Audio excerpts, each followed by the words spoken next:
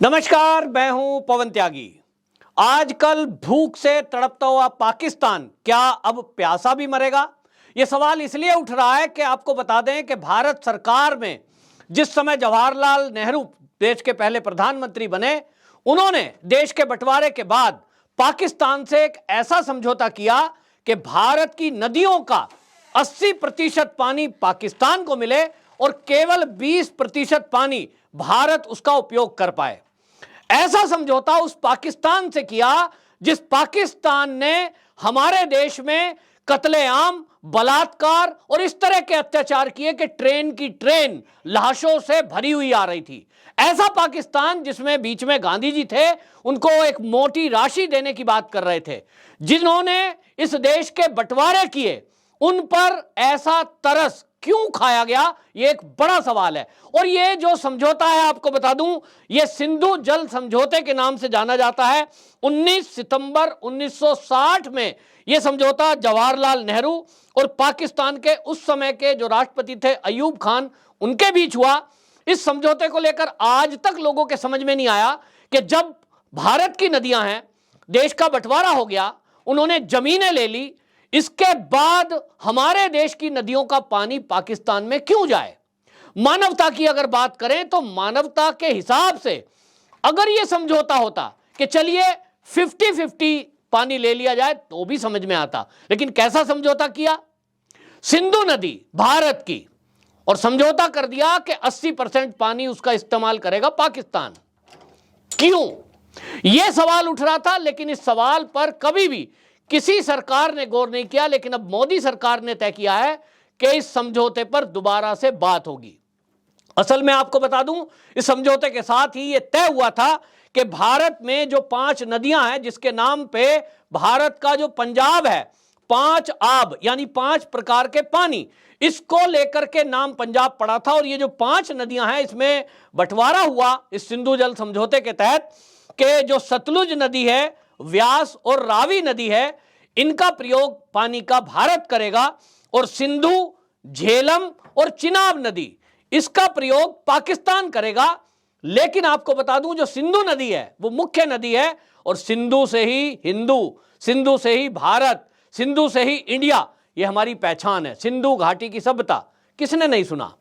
भारत प्राचीन देश है और सिंधु नदी से माना जाता था भारत की सभ्यता, भारत की पहचान, भारत की संस्कृति। लेकिन यह जो सिंधु नदी है, इसके जल का उपयोग पाकिस्तान करेगा, ऐसा समझौता जवाहरलाल नेहरू ने किया था।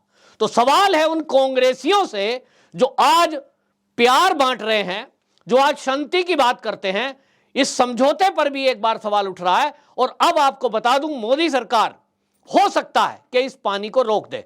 हालांकि कुछ लोगों की माने तो वो ये कहते हैं कि जिस तरह का समझौता है, जब तक इस पर पुनर्विचार नहीं होगा और इंटरनेशनल कोर्ट में इसकी बात नहीं होगी, तब तक पानी रोकना मुश्किल है। लेकिन इतना तो तय है कि जो भारत के हिस्से में जो नदियां हैं और जो पाकिस्तान के हिस्से में जो नदियां आई हैं इस समझौते से, उन पे जरूर बांध बनाए जा सकते हैं, पनबिजली परियोजना बनाई जा सकती है। भारत के हिस्से में जो नदियां हैं, उनको वो बांध बनाकर वहां से बिजली बना सकता है।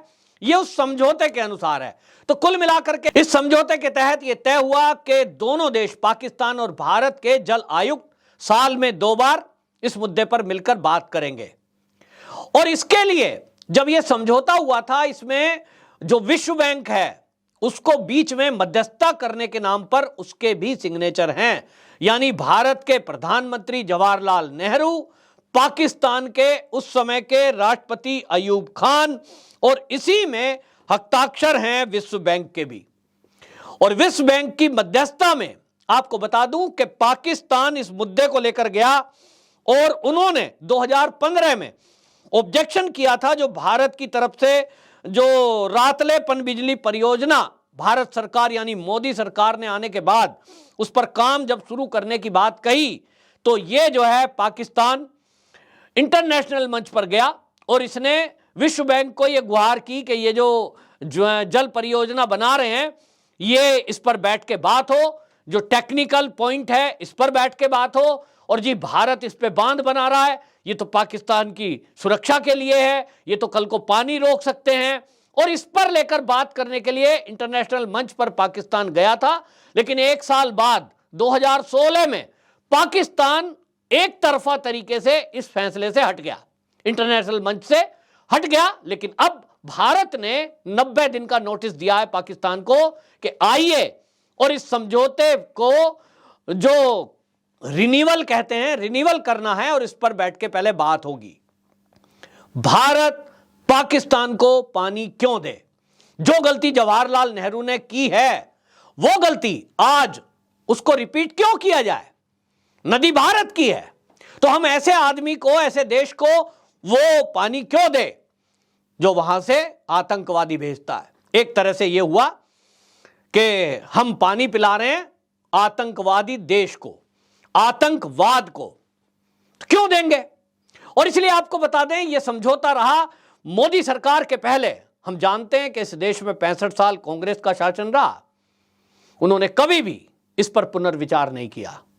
हमारे देश के ऊपर युद्ध थोपे गए, 1965 का युद्ध हुआ, 1971 का हुआ, पुलवामा हुआ और यह सब होता रहा।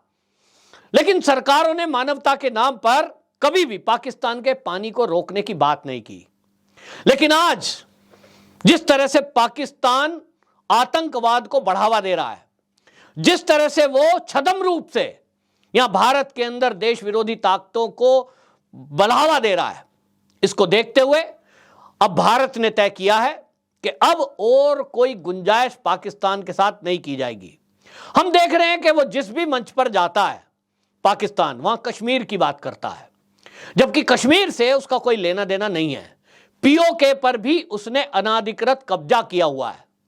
हक तो भारत का है, क्षेत्र भारत का है, लेकिन भारत के पूर्व राजनीतिक लोगों के गलतियों के कारण आज भारत को भुगतना पड़ रहा है कि हम पीओके को मांगने की बात कर रहे हैं, जो हमारा ही था, बंटवारे के हिसाब से भी हमारा था, लेकिन अवैध रूप से उसको कब्जा कर लिया गया है। पहले की सरकारों ने कभी इस तरफ सोचा नहीं। और तो और जब आज मोदी सरकार यह कह रही है कि पीओके भारत का अभिन्न अंग है और हम इसको लेकर रहेंगे, बेशर्मी देखिए कि इस देश के कई राजनीतिक दल, राजनीतिक नेता ये कहते हैं पीओके को आप कैसे ले लोगे? पीओके लेगा तो युद्ध हो जाएगा, पीओके को लेना है तो पहले कश्मीर को शांत करो। और इन्हीं सबको दिखाने के लिए कांग्रेस की तरफ से बार बार कोशिश की गई और कई राजनीतिक दलों ने इतना तक भी कह दिया कि कश्मीर पे भी रेफरेंडम कराओ। कश्मीर के लोग भारत के साथ नहीं रहना चाहते तो जबरदस्ती उनको क्यों रखे हुए है? वहां जो आतंकवाद है वो इस वजह से है। लेकिन आज कहां गया वहां का आतंकवाद? आज तो नहीं है। और इसलिए मोदी सरकार ने पहले कश्मीर को कंट्रोल में किया। अभी भी कांग्रेसी और कुछ नेता यह दिखाने की कोशिश में हैं कि कश्मीर शांत नहीं है। लेकिन अब पुराने जो समझौते हुए हैं, जवाहरलाल नेहरू हो या पहले की सरकारें, कांग्रेस की सरकारों में जो गलतियां हुई हैं उसको सुधारने के लिए मोदी जी टेक्निकल चीजों को देख रहे हैं। और जैसा मैंने कहा कि इसमें अब टेक्निकल पॉइंट यह है कि इसमें विश्व बैंक का बीच में एक हस्ताक्षर है और इसके कारण से पाकिस्तान खुद इस इंटरनेशनल प्लेटफॉर्म पर गया था हमारी जल परियोजना को लेकर कि साहब ये नहीं बनना चाहिए। तो अब ठीक है, इंटरनेशनल जब मध्यस्थता रहेगी इंटरनेशनल फोरम पर, अब भारत की तरफ से कहा जा रहा है कि भाई ये जो है 5 साल पहले हमने बात की थी कि इसको जो है रिन्यूअल पर बैठ के बात हो, और 2017 से लेकर 2022 आज 23 चल गया, 5 साल के बीच पाकिस्तान का कोई भी प्रतिनिधि इस पर बात करने के लिए नहीं आया। अब आपका तय था कि साल में 2 बार बैठेंगे, लेकिन आप 5 साल में एक भी बार इस मुद्दे पर बात करने के लिए नहीं आ रहे हैं, क्योंकि आपको तो बैठे बिठाए फायदा मिल रहा है। पाकिस्तान हमारे देश में आतंकवादी भेज रहा है और हमारी नदी, उसका 80% पानी का इस्तेमाल पाकिस्तान कर रहा है। उसको क्या जरूरत है कहीं बात करने की? और इसलिए उसको लगता है मुझे तो मिल रहा है, 1962 का समझौता, जवाहरलाल नेहरू का समझौता, मैं तो फायदे में हूं। लेकिन अब मोदी जी ने यह एक एक्शन ले लिया है और उसको नोटिस दिया है कि 90 दिन के नोटिस पे आप जवाब दीजिए, आकर के बैठिए और इस पर बात करिए। अब दोबारा से इस समझौते पर रिन्यूअल होगा, यानी दोबारा से विचार होगा और ऐसे ही पानी नहीं दिया जाएगा। अब बंटवारा समझौता जो भी हुआ है पहले की सरकारों में, इसको हम दोबारा से विचार करेंगे। और एक तरफ से ये मैं कह सकता हूं कि मोदी सरकार भले ही पानी ना रोके, लेकिन जो 80% पानी सिंधु नदी का पाकिस्तान को यूज करने की परमिशन जवाहरलाल नेहरू के समय में उन्होंने दी थी, इस पर जरूर पुनर्विचार होगा। तो जो भूखा मरता हुआ पाकिस्तान है, समझिए कि यदि उस पानी में कटौती भारत ने की तो वो प्यासा भी मरेगा। इसका असर सीधा सीधा उनकी खेती पर भी पड़ेगा। पहले ही वहां गेहूं की कमी है, चावल की कमी है, और अगर भारत ने ये मामला फैसला पुनर्विचार किया और अपनी नदियों को कंट्रोल किया तो निश्चित जानिए कि पाकिस्तान के लिए ये अरब सागर में जाने के अलावा और कोई रास्ता बचेगा नहीं। आपकी क्या राय है, कमेंट बॉक्स में जरूर बताएं। वंदे मातरम।